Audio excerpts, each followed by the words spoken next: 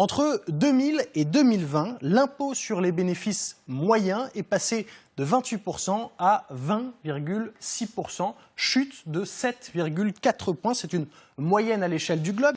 Quel est, ce que je persiste à appeler un scandale, que dévoile ce rapport de l'OCDE. Merci Laurence. Eh bien, c'est le scandale des paradis fiscaux. Et si l'on regarde dans le rétroviseur, on pensait ces 10 dernières années, 15 dernières années, que le combat contre les paradis fiscaux avait été gagné ou était en passe d'être gagné. Écoutez, des présidents de la République précédents.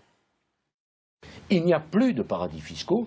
Les paradis fiscaux, le secret bancaire, c'est terminé. Les paradis fiscaux doivent être éradiqués en Europe et dans le monde. Alors il faut reconnaître, et ce rapport le reconnaît, que beaucoup a été fait depuis 2018.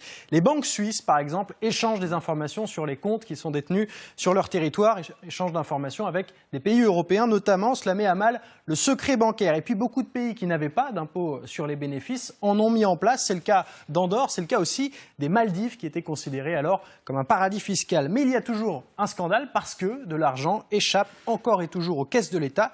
Et c'est la première fois en fait dans ce rapport de l'OCDE qu'on a un tableau aussi complet de la situation. Alors que nous enseigne-t-il ce tableau? Eh bien, nous avons sous les yeux les données de près de 4000 firmes multinationales qui exercent dans 109 pays sur le globe. Ce sont des multinationales qui réalisent au moins 750 millions de dollars de chiffre d'affaires chaque année. Et on sait, grâce aux informations qu'elles ont dû communiquer, de quelle manière elles utilisent la concurrence fiscale, c'est comme ça que l'on appelle ça, entre les différents pays qui veulent à tout prix attirer ces multinationales sur leur territoire. Alors voici les données.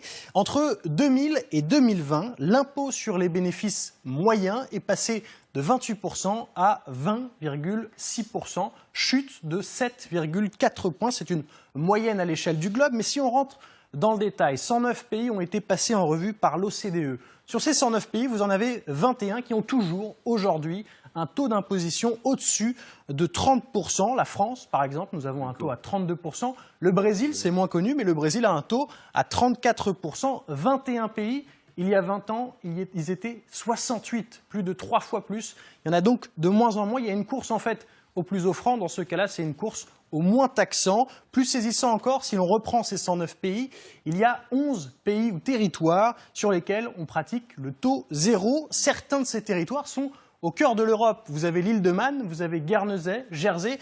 Plus loin de nous, les îles Vierges britanniques, bien connues, les îles Turques et Caïques, Anguilla, les îles Caïmans, les Bermudes, les Bahamas, et puis Bahreïn et les Émirats arabes unis. Bon, c'est ce qu'on appelle élégamment l'optimisation fiscale. Enfin là, ceux qui sont à taux zéro, ce sont des paradis fiscaux. Exactement, et l'OCDE souligne un décalage qui existe, ce qui est écrit entre le lieu où sont déclarés les bénéfices et le lieu où sont exercées véritablement les activités économiques. La preuve par les chiffres, les multinationales déclarent en moyenne 25% de leurs bénéfices dans ces pays à faible taux ou taux zéro d'imposition, alors que ces pays ne représentent que 4% des effectifs de ces multinationales. Les pays qui pratiquent ces taux faibles ou ces taux zéro, évidemment, ce sont les grands gagnants.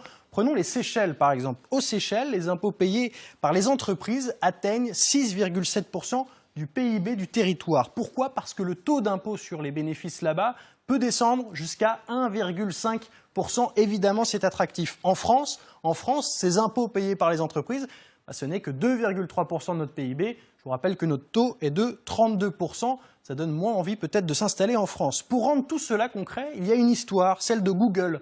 En 2003, Google a vendu ses algorithmes de référencement et de publicité à une de ses filiales, Google Holdings, filiale immatriculée en Irlande, mais qui paye ses impôts aux Bermudes. Tout cela pourquoi? Eh bien parce qu'une grande partie des bénéfices de Google sont rapatriés dans cette filiale. On parle de milliards et de milliards de dollars chaque année. Or, le taux d'imposition sur les bénéfices, aux Bermudes, c'est 0%. Ils font partie de ces 11 pays qui sont dénoncés dans ce rapport. Notons que Google n'est pas du tout la seule marque, la seule multinationale à utiliser ce procédé-là. Aujourd'hui, 60% des profits réalisés par des multinationales américaines en dehors des États-Unis, eh bien, ils sont déclarés dans ces pays à fiscalité réduite.